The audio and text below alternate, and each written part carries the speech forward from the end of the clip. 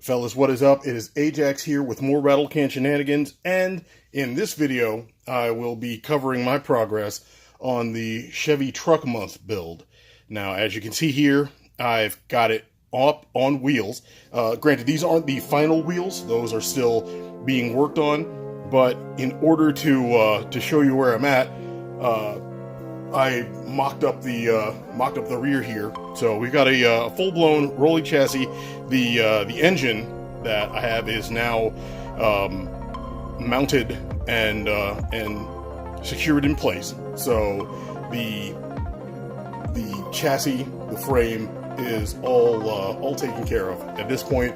Once the wheels that I'm working on are complete, I can bolt them to the chassis, and the underpinnings are all the way taken care of. Likewise with the interior. The interior is all painted.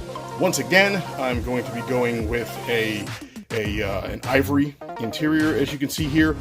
This one will not be a two-tone or anything. The only thing I plan on doing at this point is masking off and painting the rubber mat that they have inside this inside the cockpit here.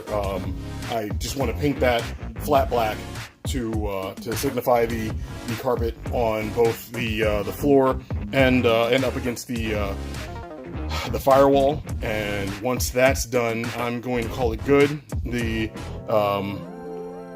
dash here is complete and has been clear coated. I've got the seats and other bits over just out of frame. I'm also working on mocking up.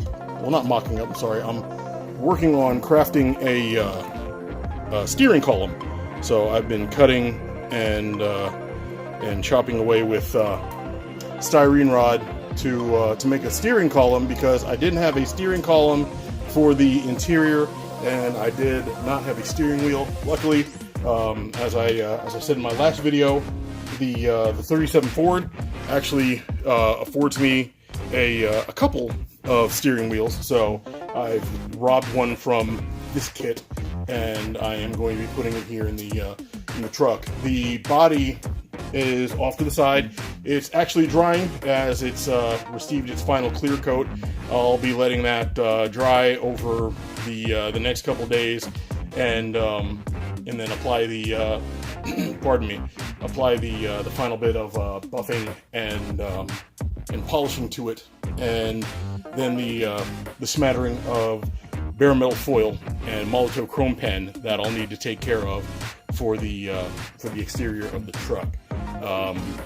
At this point, we're looking pretty good, and I'm feeling confident about actually finishing this one by the end of the month. I'm surprised actually at how well the engine turned out, and I'm going to, at this point, not pause the video, but I will I'll basically cut and flip the chassis over to give you guys a better look. Okay, so just bear with me. So as you can see, the underbody here, I've got the headers in place and have a pair of oversized collectors for my exhaust. Those are oversized, but the way I've got the final exhaust setup taken care of, or routed out, those actually end up working in the grand scheme of things. Once you see the finished product, hopefully they won't look so ridiculously out of place. I had briefly considered just putting some aluminum ends coming out of those collectors and having it just spout off underneath the truck, but I realized that, were it an actual one-to-one truck, it would be unbearably loud and very obnoxious. So I wanted to do something that was a little bit closer to reality, a little bit more down to earth.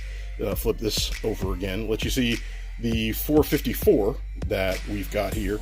As you can see, it's all wired up.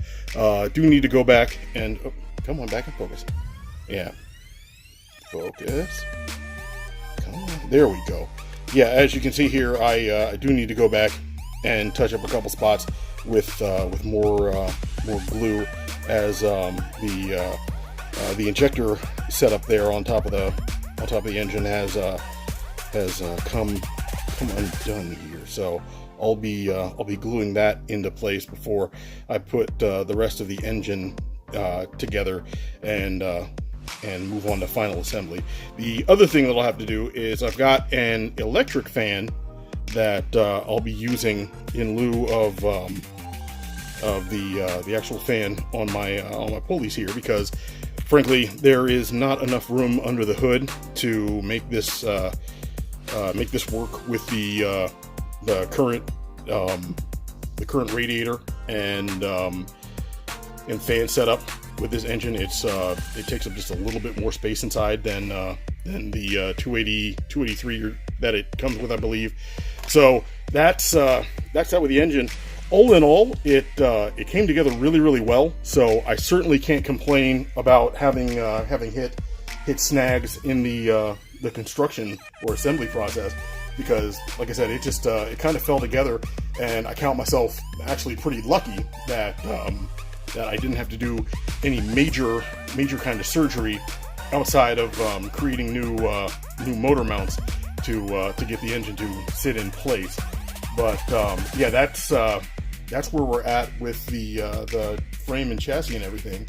And hopefully in the next video, I'll just give you a final reveal of everything. As, like I said, it's the body and everything is currently cleared, and I'm waiting for it to gas out, dry up, so that I can wet sand it, buff it, polish it, and then start on final assembly. So that's the long and the short of where I'm at right now. I know it's been a couple weeks since I had done an update video, and I just want to let you guys know that I'm still out here. I'm still working on things, and we are closing in on the finish line. See the light at the end of the tunnel on this one. So with that, I'll wrap this video up, and I will wish you guys a pleasant. I will wish you guys a pleasant rest of the evening. Okay, take it easy.